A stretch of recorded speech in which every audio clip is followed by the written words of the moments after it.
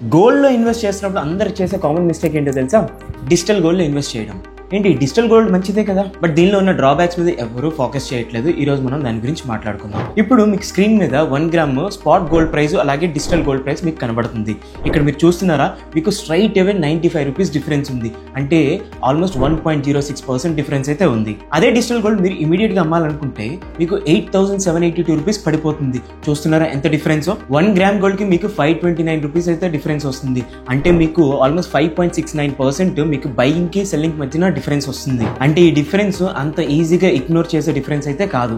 ఇంకా అనాలిసిస్ చేసుకుంటే మీరు డిజిటల్ గోల్డ్ కొంటారు కదా, ఆ ప్లాట్ఫామ్ మీకు సెర్టన్ పీరియడ్ ఒక 5 years తర్వాత ఆ గోల్డ్ అమ్మేయమని లేదంటే డెలివరీ తీసుకోమని చెప్తుంది. లేదంటే మీకు ఇయర్లీ 0.3 నుంచి 0.4% స్టోరేజ్ ఛార్జెస్ కూడా ఛార్జ్ చేస్తారు. అండ్ మోర్ ఓవర్ మీరు ఇంకా తెలుసుకోవాల్సింది ఏంటంటే, ఇప్పటిదాకా ఏ డిజిటల్ గోల్డ్ ప్లాట్ఫామ్ ని సెబీ కానీ ఆర్బీఐ కానీ రెగ్యులేట్ అయితే చేయలేదు. సో ఇవన్నీ తెలిసిన తర్వాత కూడా మీరు ఇంకా డిజిటల్ గోల్డ్ లో ఇన్వెస్ట్ చేయాలనుకుంటున్నారా? ఒకవేళ అనుకుంటే ఎందుకు అనుకుంటున్నారో మాకు కింద కామెంట్స్ లో చెప్పేయండి. అలాగే ఈ వీడియోని మీ ఫ్రెండ్స్ అండ్ ఫ్యామిలీతో షేర్ చేసేయండి.